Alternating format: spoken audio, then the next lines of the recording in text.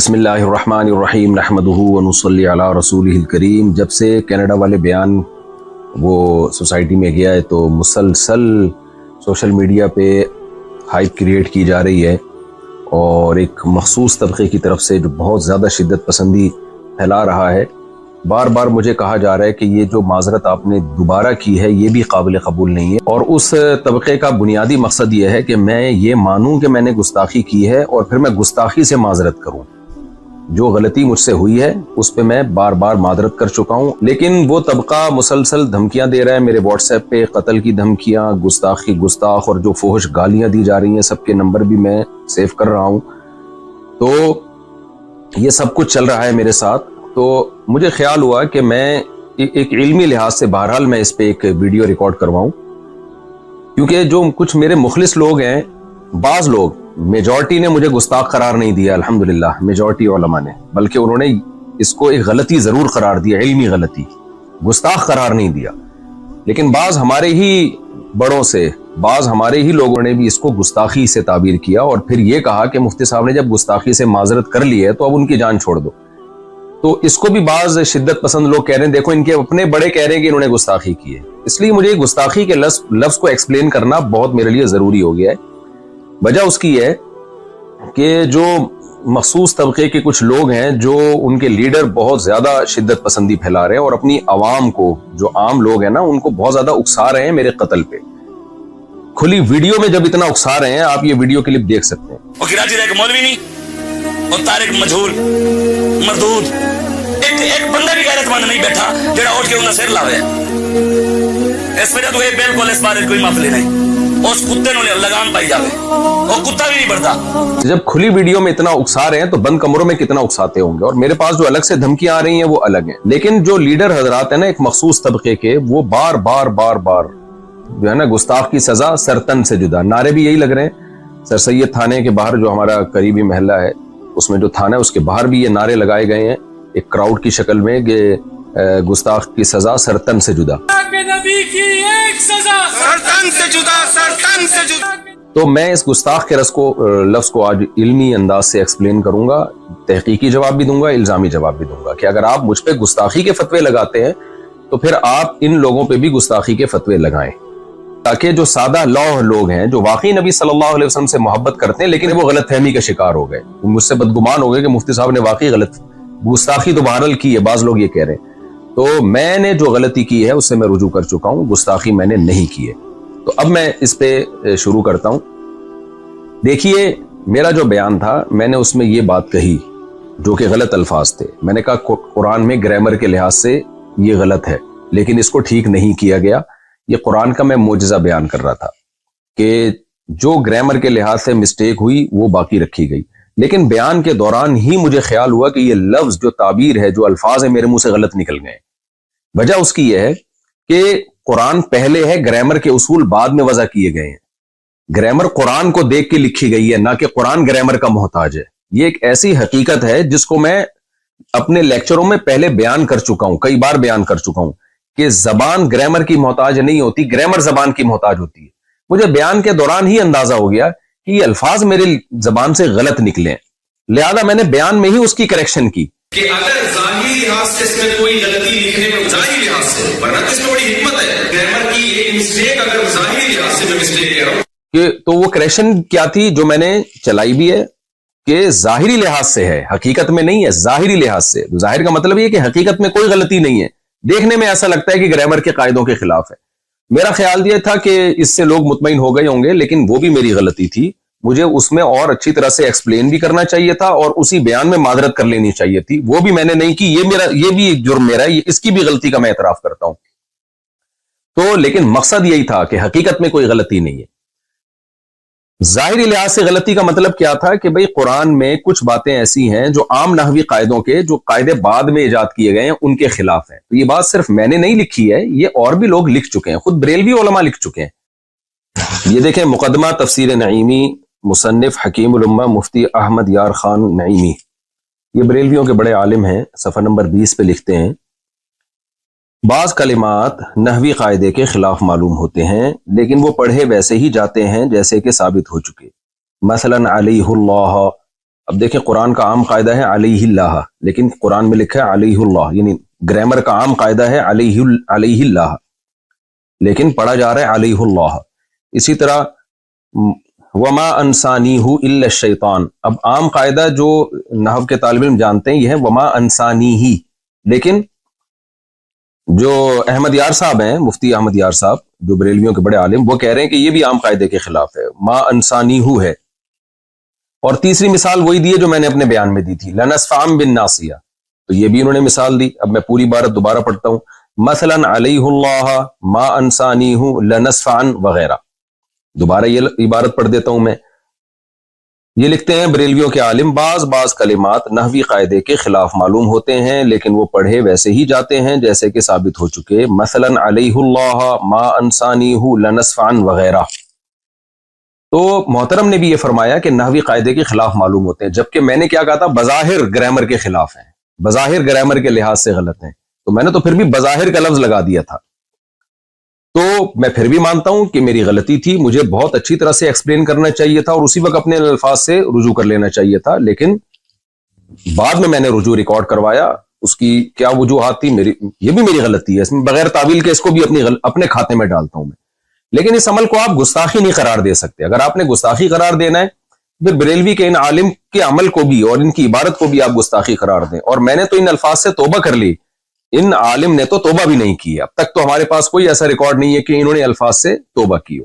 تو اصل مدعا میرا یہ ہے کہ نہ میرے الفاظ کو آپ گستاخی پر لے جا سکتے ہیں، نہ تفسیر نعیمی کے مصنف کے الفاظ، بریلوی عالم کے الفاظ کو آپ گستاخی قرار دے سکتے ہیں۔ آپ ان کے الفاظ کو بھی علمی غلطی قرار دے سکتے ہیں، میرے الفاظ کو بھی علمی غلطی قرار دے سکتے ہیں، یہ علمی غلطی قرار دینے پر ہمیں کوئی اعتراض نہیں ہے، لیکن آپ اس عمل کو گستاخی مت قرار دیں، کیونکہ اگر یہ ہے تو میں گستاخ ہوں تو پھر یہ بھی گستاخ ہیں، اور وہ تمام علماء گستاخ ہیں جنہوں نے اس علمی نقطے کو اس انداز سے بیان کیا ہے۔ دوسری روایت دیکھیں، عن ہشام بن عروۃ عن ابیہ قال سألت عائشۃ عن لحن القرآن ان هذان لساحران وعن قوله والمقيمين الصلاة والمؤتون الزكاة وعن قوله والذين هادوا والصابئون فقال يا ابن اختي هذا عمل الكتاب اخطأوا في الكتابة، رواه الطبری في تفسیره جلد نمبر 1 صفحہ نمبر 18۔ علامہ طبری رحمہ اللہ تعالیٰ اپنی تفسیر کی جلد نمبر 1 صفحہ نمبر 18 میں لکھتے ہیں، اور یہ روایت مصنف ابن شیبہ میں بھی ہے، فرماتے ہیں کہ عبداللہ بن زبیر جو حضرت عائشہ کے بھانجے تھے، انہوں نے سیدہ عائشہ رضی اللہ تعالی عنہا سے قرآن کی بعض آیتوں کے متعلق پوچھا، ظاہر ہے وہ آیتیں عام گرامر قاعدوں سے ہٹ کر تھیں، تو حضرت عائشہ رضی اللہ تعالی عنہا سے ان کی جب تفسیر پوچھی تو حضرت عائشہ نے فرمایا کہ یبن اختی، اے میرے بھانجے، ھذا عمل الکتاب اخطئوا فی الکتابہ، یہ کاتبوں کا عمل ہے جنہوں نے کتابت میں خطا کی ہے۔ تو یہاں بھی سیدہ عائشہ کا مطلب، خطا کا مطلب یہ نہیں ہے کہ سچی مچی میں غلطی کی ہے، وہ خطا یہ بیان کرنے کے لیے بتا رہی ہیں کہ یہ جو عام قاعدے جو گرامر کے اصول کیے گئے ہیں، یہ عام قاعدوں سے ہٹ کر انہوں نے اس کو لکھا ہے، جمہور حضرات نے یہی مفہوم بیان کیا ہے اس کا۔ تو یہاں بھی میں یہ کہوں گا کہ کیا آپ سیدہ عائشہ کو بھی معاف نہیں کرو گے؟ آپ یہ کہو گے انہوں نے معاذ اللہ دعویٰ کیا کہ قرآن میں تحریف ہوئی ہے، قرآن کو غلط لکھا گیا ہے اور قرآن کی کتابت کے طریقے غلط تھے، یا علامہ طبری جو بڑے مفسر ہیں، جن کو دیوبندی بھی مانتے ہیں، بریلوی بھی مانتے ہیں، اہل حدیث بھی بہت بڑا مفسر مانتے ہیں، آپ ان کو گستاخ قرار دیں گے کہ انہوں نے سیدہ عائشہ کا یہ قول نقل کیا اور پھر سیدہ عائشہ کو گستاخ نہیں، کیونکہ آپ لوگ تو کہتے ہیں گستاخ کو گستاخ قرار نہ دینا بھی گستاخی ہے، تو کیا ہے معاذ اللہ آپ ان سب کو گستاخ قرار دیں گے؟ ظاہر ہے آپ یہ کہیں گے کہ ایک چیز ہے جس کو یہ اپنے الفاظ میں بیان کر رہے ہیں، اور پھر میں بار بار بتاؤں یہ سب کا امت کا اتفاق ہے، میں مفسرین کے حوالے بھی دے سکتا ہوں اور میرے پرانے بیانات بھی مل جائیں گے اس پر، کہ گرامر قرآن کی محتاج ہے، قرآن گرامر کا محتاج نہیں ہے۔ اس زمانے میں عربی کے قواعد و ضوابط منضبط نہیں کیے گئے تھے، گرامر کو بعد میں وضع کیا گیا ہے، تو جو اکثر قاعدے اور کلیے جو انہوں نے وضع کیے ہیں تو قرآن کی بعض آیتیں ان اکثر قاعدوں پر منطبق نہیں ہوتی تھی، لیکن ان کی بھی بہت سے حضرات نے تعویل کی ہے، جیسے لنسفعن بالناصیہ میں عین کے بعد جو نون آ رہا ہے، تو نون میں بہت سے حضرات نے کہا ہے کہ یہ گرامر کے قاعدوں کے مطابق ہے، یہ گرامر کے قاعدے کے خلاف بھی نہیں ہے، مطابق اس لیے کہ یہ جو نون تاکید ہے نا، اس کو الف کے ساتھ بھی لکھا جاتا ہے، اس کی کچھ مثالیں بھی دی ہیں، تو یہ دونوں اقوال علماء میں پہلے سے چل رہے ہیں۔ کسی نے کہا کہ بعد میں جو قواعد و ضوابط وضع کیے گئے، بہت ساری چیزیں اس قاعدے پہ منطبق نہیں بیٹھتی، تو کوئی بات نہیں، اس سے قرآن کا غلط ہونا ثابت نہیں ہوتا. وجہ اس کی گرامر تو بعد میں آئی ہے. اور بعض نے کہا نہیں بھائی، گرامر جو اس دور میں گرامر تھی جو اصل ہے اس کے پہ شواہد بھی پیش کیے، انہوں نے دلائل بھی پیش کیے کہ اس کے مطابق یہ گرامر کے بھی عین مطابق ہے. تو یہ شروع سے اختلاف چلا آ رہا ہے اور یہ سب کی تعبیرات ہیں. ابھی تو میرا مدعا صرف یہ ثابت کرنا ہے کہ اگر مجھ سے الفاظ میں غلطی ہوئی ہے اور آپ اس کو گستاخی قرار دے رہے ہیں جبکہ میں ان الفاظ سے غلطی سے بار بار رجوع بھی کر چکا ہوں، تو کیا آپ ان بڑے بڑے حضرات کو بھی معاذ اللہ نقل کفر گستاخ قرار دیں گے؟ تو ہمیں اس طرز عمل پہ غور کر لینا چاہیے. اب ہم آتے ہیں دوسرے مسئلے کی طرف، لفظ امی کی طرف. اس پر بھی مجھ پہ بہت زیادہ گستاخیوں کے فتوے لگ رہے ہیں کہ میں نے رسول اللہ صلی اللہ علیہ وسلم کے بارے میں یہ کہا ہے کہ آپ لکھنا پڑھنا نہیں جانتے تھے، اور کہا گیا ہے کہ یہ بھی گستاخی کی ہے.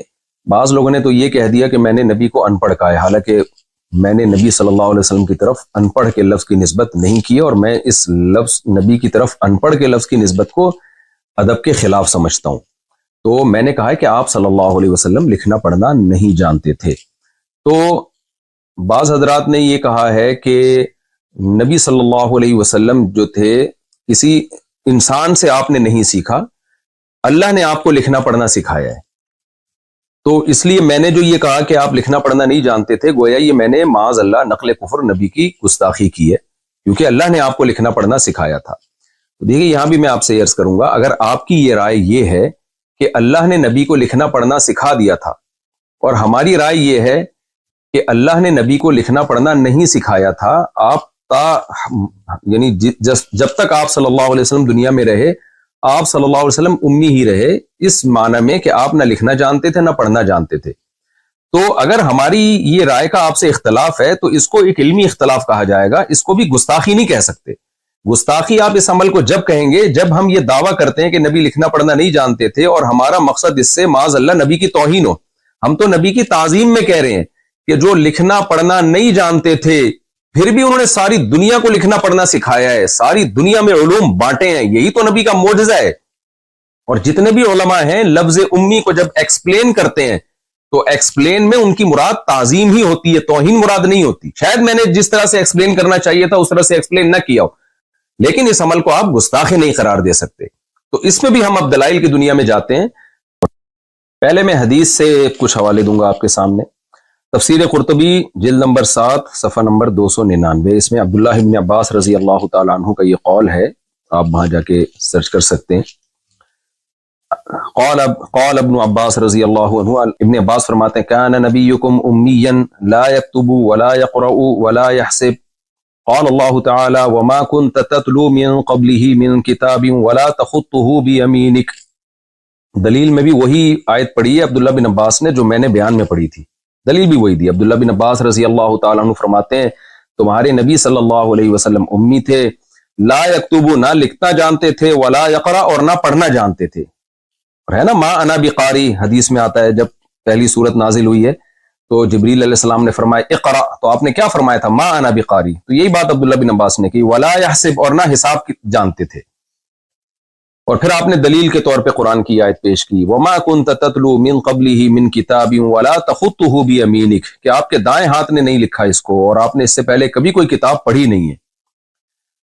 اور پھر علامہ قرطبی جو ہے حدیث کی کتاب سے عبداللہ بن عمر رضی اللہ تعالیٰ عنہ سے بھی یہ روایت نقل کرتے ہیں، عن ابن عمر رضی اللہ عنہما عن النبی صلی اللہ علیہ وسلم قال امت امیت لا نکتب ولا نحسب، ہم ایک امی امت ہیں، نہ ہم لکھتے ہیں نہ ہم پڑھتے ہیں.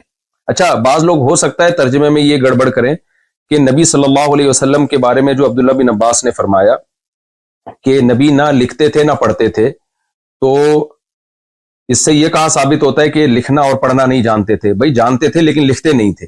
لیکن اگلی حدیث میں اس کو کلیئر کر دیا، آپ نے فرمایا ہم امی امت ہیں، نہ لکھنا جانتے ہیں نہ پڑھنا جانتے ہیں. اگر ہم اس کا ترجمہ یہ کریں گے کہ ہم نہ لکھتے ہیں نہ پڑھتے ہیں تو یہ بات تو مشاہدے کے خلاف ہو جائے گی. بعض صحابہ تو لکھتے بھی تھے پڑھتے بھی تھے. تو اس میں نبی نے اپنی بارے میں بتایا کہ ہم امت یعنی من حیث القوم، عرب میں لکھنا پڑھنے کا نہیں آتا تھا ان کو، مخصوص لوگ ہوتے تھے جن کو لکھنا پڑھنا آتا تھا. تو اگلی حدیث پہلی حدیث کے مصداق کو متعین کر رہی ہے کہ نبی صلی اللہ علیہ وسلم فرمایا ہم امی ہیں، نہ ہم لکھنا جانتے ہیں نہ ہم پڑھنا جانتے ہیں. اور یہ حدیث صحیح ہے مسلم میں 1080 صراحتاً بھی ہے، جو میں آپ کے سامنے پڑھ دیتا ہوں. عن عبد الله بن عمر رضي الله عنه يحدث عن النبي صلى الله عليه وسلم قال انا امة امیۃ لا نكتب ولا نحسب. نبی صلی اللہ علیہ وسلم نے فرمایا کہ ہم امی امت ہیں، نہ ہم لکھنا جانتے ہیں نہ ہم حساب و کتاب کرنا جانتے ہیں.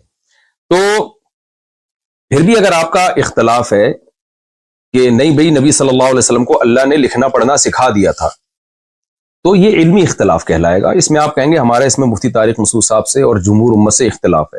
اس کو آپ گستاخی نہیں قرار دے سکتے. جمہور امت کا وہی عقیدہ ہے کہ نبی صلی اللہ علیہ وسلم لکھنا پڑھنا نہیں جانتے تھے، مگر یہ آپ کی تعریف ہے اور آپ صلی اللہ علیہ وسلم کی تعظیم ہے کہ جو نہ لکھنا جانتا ہو نہ پڑھنا جانتا ہو، پوری دنیا کو لکھایا بھی پڑھایا بھی، اور پوری دنیا علوم میں اس کی محتاج ہے. بعد از خدا بزرگ توئی قصہ مختصر، اللہ کے بعد کوئی صاحب علم ہے تو پیغمبر صلی اللہ علیہ وسلم ہے. تو آپ کیسے میرے اس طرز بیان کو آپ گستاخی قرار دے رہے ہیں؟ یہ صحیح بخاری حدیث نمبر 2731. یہ واقعہ کیا ہے؟ صلح حدیبیہ کا مشہور واقعہ. جب حدیبیہ میں صلح ہوئی نبی صلی اللہ علیہ وسلم اور صحابہ مشرکین مکہ کے درمیان، تو جو صلح میں معاہدہ ہوا تھا وہ ریٹن فارم میں لایا جا رہا تھا. آپ صلی اللہ علیہ وسلم نے سیدنا علی رضی اللہ تعالیٰ عنہ کو بلایا اور ان سے فرمایا کہ لکھو اکتب بسم اللہ الرحمن الرحیم، بسم اللہ الرحمن الرحیم سے لکھنا شروع کرو. آخر میں آپ صلی اللہ علیہ وسلم نے کیا لکھوایا حضرت علی سے؟ ھذا ما قضى علیہ محمد الرسول اللہ. یہ وہ فیصلہ ہے جو محمد صلی اللہ علیہ وسلم جو اللہ کے رسول ہے ان کا فیصلہ ہے، یہ لکھ دیا گیا. مشرکین نے اس پہ بھی اعتراض کیا تو کہنے لگے فواللہ لو کننا نعلم انک رسول اللہ ما صددناک عن البیت ولا قاتلناک. بھائی اگر ہم آپ کو رسول اللہ مان لیں تو ہم آپ سے جھگڑا، پھر ہم آپ سے نہ قتال کرتے نہ ہم بیت اللہ میں آنے سے آپ کو روکتے. سارا جھگڑا ہی اس لفظ کا ہے کہ ہم آپ کو رسول اللہ نہیں مانتے، یہ لہذا یہ لفظ بھی آپ مٹائیں. ولیکن اکتب محمد ابن عبد اللہ. کہنے لگے کہ بھئی آپ محمد بن عبداللہ لکھیں. قال النبی صلی اللہ علیہ وسلم واللہ انی لرسول اللہ وان کذبتمونی. اللہ کی قسم میں اللہ کا رسول ہی ہوں اگرچہ تم مجھے جھٹلاؤ. پھر آپ نے سیدنا علی رضی اللہ عنہ سے فرمایا اکتب محمد ابن عبداللہ، اے علی لکھ دو محمد بن عبداللہ. امام زہری کہتے ہیں کہ حضرت علی رضی اللہ تعالیٰ عنہ جو تھے وہ ان کو یہ بہت مشکل لگا ان کو یہ لکھے میں رسول اللہ کے لفظ کو اپنے ہاتھ سے کیسے مٹاؤں. تو نبی صلی اللہ علیہ وسلم نے پھر کیا فرمایا سیدنا علی سے؟ بخاری کی حدیث کے مطابق ارینی مکانہا، اے علی مجھے بتاؤ کہاں لکھا ہے رسول اللہ. فاراہ مکانہا، حضرت علی نے بتایا نبی کو. فمحاہا، نبی نے اپنے دست مبارک سے اس کو مٹا دیا. اس سے بھی صاف پتہ چلتا ہے بھائی اگر ہمارے نبی صلی اللہ علیہ وسلم لکھنا جانتے یا پڑھنا جانتے تو آپ سیدنا علی سے کیوں پوچھتے کہ مجھے بتاؤ کہاں لکھا ہوا ہے. تو یہ تمام چیزیں نبی کی تعظیم کو بڑھاتی ہیں کہ جو پیغمبر نہ لکھنا جانتا ہو نہ پڑھنا جانتا ہو لیکن اس نے ساری دنیا کو علوم سکھائے. اور میں دوبارہ اس شعر کو ریپیٹ کرتا ہوں، بعد از خدا بزرگ توئی قصہ مختصر. پوری امت کا اس پر اجماع ہے کہ اللہ کے بعد سب سے زیادہ علم اللہ نے سید الانبیاء محمد صلی اللہ علیہ وسلم کو دیا ہے.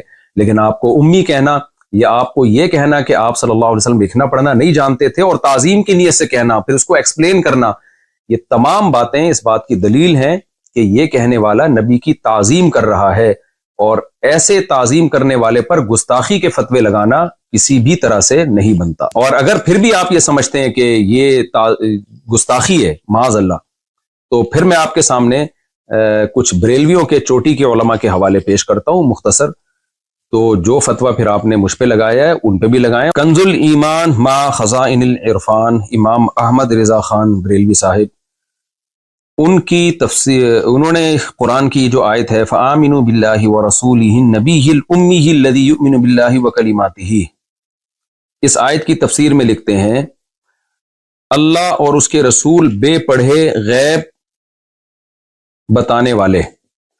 الامی کا ترجمہ انہوں نے کیا بے پڑھے، حالانکہ میں نے بے پڑھے کا مطلب اردو میں ان پڑھ ہی سمجھا جاتا ہے، جبکہ میں نے تو لفظ بے پڑھے استعمال نہیں کیا. میں نے تو کہا آپ صلی اللہ علیہ وسلم لکھنا پڑھنا نہیں جانتے تھے، جبکہ جناب احمد رضا خان بریلوی نے تو بے پڑھے کا لفظ نبی صلی اللہ علیہ وسلم کے لیے استعمال کیا ہے.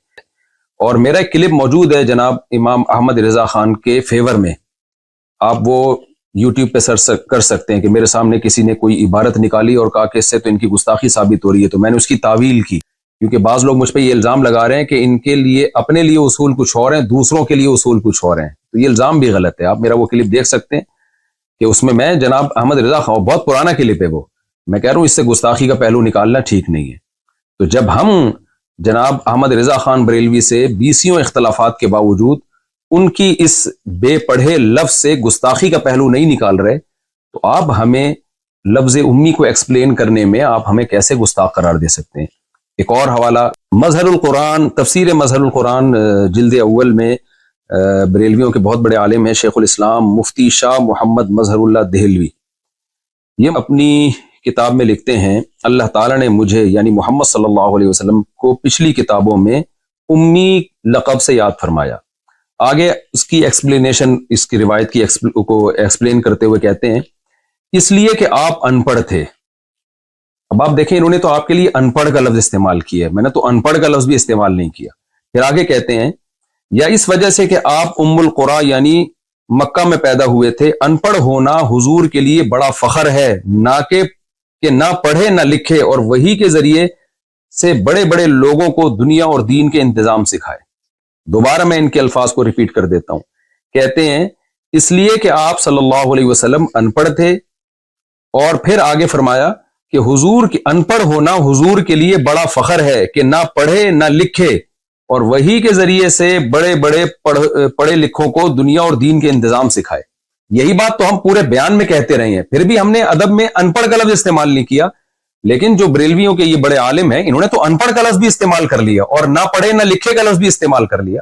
اور ان کو اس طرح کی عبارتوں کو ہم نے یہی کہا ہے کہ بھائی ان کا مقصد نبی کی تعظیم تھی، توہین نہیں تھی. پورا میرا بیان جو کینیڈا میں ہوا ہے پورا نبی کی تعظیم اور قرآن کی صداقت پہ بیان ہوا ہے. آپ مجھے گستاخ قرار دیتے ہیں میرے ان جملوں کی وجہ سے، تو پھر آپ ان بزرگوں کی طرف بھی آئیے اور ان کو بھی آپ گستاخ قرار دیں. فتاوی رضویہ جلد نمبر 14 صفحہ نمبر 237، اس میں جناب احمد رضا خان بریلوی صاحب لکھتے ہیں کیا یحرفون الکلم عن مواضعہ کے سر پر سینگ ہوتے ہیں؟ اب آپ بتائیے قرآن مجید کی آیت کے لیے یہ الفاظ استعمال کرنا، یحرفون الکلم عن مواضعہ کے سر پر سینگ ہوتے ہیں، کیا اس سے بے ادبی نہیں جھلکتی؟ لیکن ہم تو تعویل کرتے ہیں کہ بھائی ان کا مقصد بے ادبی نہیں تھا، زور خطابت میں اور قلم کے زور میں انہوں نے ایک بات بیان کی اور مقصد سامنے والے کی بے ادبی تھی. لیکن اول نظر میں آپ کو کیا لگ رہا ہے؟ دوبارہ میں پڑھ دیتا ہوں، یہ کیا کہتے ہیں یحرفون الکلم عن مواضعہ، کیا یحرفون الکلم عن مواضعہ کے سر پہ سینگ ہوتے ہیں؟ یعنی ایسے ہی ہے جیسے کوئی کہہ لے کیا سورہ اخلاص کے سر پہ سینگ ہوتے ہیں، کیا قل هو اللہ کے سر پہ سینگ ہوتے ہیں، کیا سورہ فلق کے سر پہ سینگ ہوتے ہیں. تو آپ دیکھیں کہ یہ انداز بیان کیسا ہے. کیوں ہمارے جو بریلویوں میں جو متشدد حضرات ہیں اس کی تعویل کرتے ہیں؟ اسی لیے تعویل کرتے ہیں کہ وہ کہتے ہیں ان کی نیت یہ نہیں تھی. تو جب بھائی آپ کے لوگ اگر کوئی ایسا لفظ استعمال کریں جس سے گستاخی جھلک رہی ہو، لیکن آپ اس کو نیت کو ایکسپلین کرنے کا موقع بھی دیتے ہیں، ڈیفینڈ بھی کرتے ہیں، تو اگر یہ کام کسی دوسرے سے ہو جائے تو یہ کیا بات ہے کہ بھئی دوسروں کے لیے اصول کچھ اور اپنے لیے اصول کچھ اور. یہ تو دو باتیں جن کی بیس پہ مجھ پہ گستاخیوں کے الزام لگے، ان کو میں نے ذرا ایکسپلین کیا ہے. اب میں تیسری بات کی طرف آتا ہوں. شریعت کا دیکھیں ایک اصول ہے کہ ایک شخص جو نبی صلی اللہ علیہ وسلم پر ایمان رکھتا ہے، نبی کی دعوت اور تبلیغ کے لیے دنیا میں نکلا ہوا ہے. میرے سفر 99% دین کی دعوت اور تبلیغ کے لیے ہوتے ہیں، نبی کی عظمت کو بیان کرنے کے لیے، قرآن کی صداقت کو بیان کرنے کے لیے ہوتے ہیں. ایسے شخص سے اگر کوئی ایسا لفظ نکل جائے کہ جس میں گستاخی کا پہلو نکل رہا ہو اور اس کی تعویل کی جائے تو گستاخی کا پہلو نہیں نکل رہا ہو، تو شریعت کیا کہتی ہے کہ آپ کسی شخص کے کلام کو گستاخی پر محمول کریں یا اس کی کوئی تعویل کریں، کسی ایسے شخص کے کلام کو جو کلمہ گو مسلمان ہے. شریعت کیا کہتی ہے اس بارے میں؟ یا اس کو سلپ آف ٹنگ پہ محمول کریں آپ کہ بھئی زبان کی خطا ہے، یہ بیان کرنے کی خطا ہے. ظاہر ہے ساری دنیا کے علماء اس پر متفق ہیں کہ اس کی تعویل کی جائے گی، اس کو کافر نہیں قرار دیا جائے گا، اس کو گستاخ نہیں قرار دیا جائے گا. گستاخی کا الزام لگانا یہ بدکاری اور زنا کے الزام سے زیادہ بدتر الزام ہے. تو بہت بڑا جرم ہے جس کی نسبت آپ کر رہے ہیں. تو اتنے بڑے جرم کے لیے ثبوت اور شواہد اسی حساب سے ہونے چاہیے. فوائد السالکین میں صفحہ 278 کے حوالے سے یہ بات لکھی ہوئی ہے. خواجہ معین الدین چشتی قدس سرہ نے فرمایا کہ میں حضرت مخدوم شیخ یوسف چشتی قدس سرہ کی خدمت میں حاضر تھا کہ ایک شخص بیعت کے ارادے سے آیا. خواجہ کے قدموں میں اپنا سر رکھا اور عرض کیا کہ بیعت کے لیے حاضر ہوا ہوں. خواجہ پر کیفیت طاری تھی. فرمایا کہ اگر تم کہو کہ لا الہ الا اللہ چشتی رسول اللہ تو میں تمہیں مرید کر لوں. چونکہ وہ شخص دھن کا پکا اور سچا تھا، اس نے فوراً اقرار کر لیا۔ خواجہ نے بیعت کے لیے اسے اپنا ہاتھ دیا اور اسے بیعت کر لیا۔ پھر فرمایا کہ سنو میں کون ہوں اور کیا ہوں، محمد رسول اللہ صلی اللہ علیہ وسلم کے دربار کے کمینے غلاموں میں سے ایک ہوں، کلمہ وہی ہے، مگر میں نے تیرے کمال اور اعتقاد اور صدق کو آزمایا تھا۔ یہاں معین الدین چشتی اور ان کے شیخ یوسف چشتی، ان کا یہ واقعہ ہے۔ مقصد ابھی مجھے لا الہ الا اللہ چشتی رسول اللہ کا ڈیفینڈ کرنا یا اس کی مخالفت یا حمایت نہیں ہے، وہ ٹاپک سے بات ہٹ جائے گی۔ بتانا صرف یہ ہے کہ جو بریلوی حضرات میں جو شدت پسند لوگ ہیں، جو مجھے گستاخ رسول قرار دے رہے ہیں، اور میرا دعویٰ یہ ہے کہ جب بھی کوئی شخص ایسے کلمات کہتا ہے تو اس کو ایکسپلینیشن کا موقع دیا جائے گا کہ آپ کی مراد کیا تھی۔ یہاں لا الہ الا اللہ چشتی رسول اللہ انہوں نے پڑھا، مرید کو اس بیس پہ بیعت کیا، پھر ڈیفینڈ کیا کہ میرا کلمہ وہی ہے جو لا الہ الا اللہ محمد رسول اللہ ہے۔ تو آپ اس ایکسپلینیشن کو مانتے ہیں کہ نہیں مانتے؟ انہوں نے جو پہلا لفظ تھا نا لا الہ الا اللہ چشتی رسول اللہ، اس میں رسول اللہ کے لفظ میں تعویل کی کہ وہاں رسول اللہ سے میری مراد اللہ کا نبی ہونا نہیں ہے۔ یہ تعویل ٹھیک ہے غلط ہے، میں اس بحث میں نہیں جا رہا۔ میں یہ عرض کر رہا ہوں کہ آپ معین الدین چشتی کے شیخ کی اس تعویل کو قبول کرتے ہیں، اسی وجہ سے آپ ان کو گستاخ قرار نہیں دیتے۔ یہ کام اگر کسی اور سے ہوتا ہے اور لگتا ہے کہ اس نے گستاخانہ لفظ استعمال کیے ہیں، اس کو ایکسپلینیشن کا موقع آپ کیوں نہیں دیتے اور اس کی ایکسپلینیشن کو آپ قبول کیوں نہیں کرتے؟ کچھ متشدد قسم کے مذہبی اسکالر اپنی عوام کو اکسا رہے ہیں، ابھار رہے ہیں، ان کی عوام ان کی تقریریں سن کے ہائپر ہو رہی ہے، اور وہ مجبور کر رہے ہیں کہ بھئی مفتی طارق مسعود صاف لفظوں میں معافی مانگے، اور صاف لفظوں سے ان کی مراد یہ ہے کہ یہ مانیں کہ میں نے گستاخی کی ہے اور میں گستاخی سے رجوع کرتا ہوں۔ تو خوب سمجھ لیں، کسی شخص پہ بدکاری اور زنا کا الزام لگ جائے، یہ الزام اتنا سنگین نہیں ہے جتنا یہ الزام سنگین ہے کہ میری طرف یہ نسبت کی جائے کہ میں نے نبی صلی اللہ علیہ وسلم کی شان میں یا قرآن کی شان میں گستاخی کی ہے۔ یہ زیادہ بڑا الزام ہے۔ زانی زنا کرنے والا کافر نہیں ہو جاتا، لیکن گستاخی ایک ایسا جرم ہے کہ اس سے انسان اسلام سے خارج ہو جاتا ہے، مرتد ہو جاتا ہے۔ میں جب 18 سال کی عمر میں مدرسے میں داخلے کے لیے آیا ہوں تو اپنے آپ کو میں نے وقف کیا دین کی خدمت کے لیے، اور پھر پیچھے ہم نے پلٹ کے نہیں دیکھا۔ تو کیا ایسا شخص یہ مان لے گا کہ میں گستاخ ہوں یا میں نے گستاخی کی ہے؟ ایک عام ادنا سا مسلمان اس لفظ سے نفرت کرتا ہے، وہ کبھی گستاخی کی نسبت برداشت نہیں کرے گا۔ تو یہ ہلکا جرم نہیں ہے نبی صلی اللہ علیہ وسلم کی شان میں گستاخی۔ جب جرم کی نوعیت سنگین ہوتی ہے تو اس کے لیے ثبوت کے لیے بھی سنگین قسم کے شواہد چاہیے ہوتے ہیں۔ لہذا میں یہ نہیں تسلیم کرتا کہ میں نے گستاخی کی ہے، جو غلطی مجھ سے ہوئی ہے اس پہ میں معذرت کر چکا ہوں۔ اور آخر میں جو متشدد قسم کے مذہبی اسکالر اتنی وضاحتوں کے بعد بھی اپنی عوام کو اکسا رہے ہیں کہ قتل ناموس رسالت اور گستاخ جو نبی کا گستاخ ہے اس کو قتل کر دیا جائے، تو میں اپنی بات کو ریپیٹ کرتا ہوں کہ یہ سادہ لوح عوام جو واقعی نبی سے محبت کرتی ہے لیکن اپنے کچھ متشدد مذہبی اسکالر کی باتوں میں آ کے ہائپر ہو رہی ہے، میری ان سے گزارش ہے کہ آپ اپنے ان مذہبی لیڈروں سے کہیے کہ حضرت یہ قتل کا کام پھر آپ بنفس نفیس کریں، کیونکہ جب کوئی کسی کو قتل کرتا ہے تو پولیس کیس بنتا ہے، اس کو بھی پھانسی ہوتی ہے، وہ بھی جیل کی کوٹریوں میں جاتا ہے۔ تو حضرت جنت میں جانے کا شوق صرف آپ ہمیں کیوں دلا رہے ہیں؟ آپ خود یہ کام کیوں نہیں کر لیتے؟ آپ خود جائیں، مفتی طارق مسعود صاحب کو آپ قتل کرنے کی کوشش کریں اور جنت کمانے کی آپ کوشش کریں۔ تو ایسا نہ ہو آپ اپنے مذہبی متشدد قسم کی لوگوں کی باتوں میں آ کے کوئی ایسا اقدام کر لیں۔ موت زندگی اللہ کے ہاتھ میں، جو رات قبر میں گزرنی ہے وہ قبر میں گزرے گی، جو زمین پہ گزرنی ہے وہ زمین پہ گزرے گی، لیکن ایسا نہ ہو کہ کچھ مذہبی متشدد قسم کے اسکالر آپ سے وہ کام کروائیں جس پہ قیامت کے دن نبی صلی اللہ علیہ وسلم آپ سے اپنا چہرہ پھیر لیں، اور آپ شو تو یہ کر رہے ہو میں نے نبی کے نام پہ یہ کام کیا ہے، لیکن نبی صلی اللہ علیہ وسلم اس شدت پسندی سے کبھی بھی خوش نہیں ہو سکتے۔ اور آخر میں ایک بات میں سیکولر اور لبرل لوگوں کے لیے بھی کروں گا جو میرے بارے میں یہ الزام لگا رہے ہیں، لو آپ اپنے دام میں سیاد آ گیا، اور کہہ رہے ہیں کہ یہ مولوی پہلے ہی لوگوں کو تشدد سکھاتے تھے اور خود اب اس جال میں پھنس گئے ہیں۔ آپ میرے پرانے کلپ دیکھ سکتے ہیں کہ سیالکوٹ والے کیس میں، جنید جمشید والے کیس میں، آسیہ بی بی والے کیس میں، اور جتنے اس قسم کے کیس ہوئے ہیں، اس وقت ہم جو بات کر رہے تھے وہی بات میں ابھی بھی کر رہا ہوں، ہمارا بیان بدلا نہیں ہے۔ ہاں کوئی بہت پرانا بیان جس میں کوئی شدت کا کوئی عنصر تھا تو وہ فوراً ہی میں نے رجوع بھی ریکارڈ کرا لیا، تو میرے جتنے بیان آپ کو 8-10 سال پرانے تک ملیں گے اس میں یہی دعویٰ ہے کہ گستاخی ایک بہت بڑا جرم ہے، گستاخی کو ثابت کرنے کے لیے شواہد اور دلائل بہت مضبوط ہونے چاہیے، اور یہ کام کورٹ کا ہے، عوام کا کام نہیں ہے، تو قانون ہاتھ میں لینے کی کوشش نہ کی جائے۔ جزاکم اللہ احسن الجزا۔